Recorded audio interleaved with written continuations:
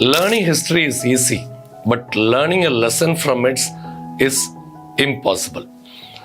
In our life, we can have an experience, so we can see a lot of experienced people. So what is the inner strength of the experienced people? They learn from the history.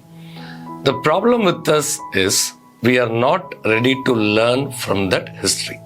வாழ்க்கையில் நல்ல அனுபவம் சார்ந்தவர்களை நீங்கள் பார்க்கும் பொழுது அவங்க தங்களுடைய வாழ்க்கையிலிருந்து ஒரு விஷயத்தை கற்று அதை சாதிச்சிருப்பாங்க.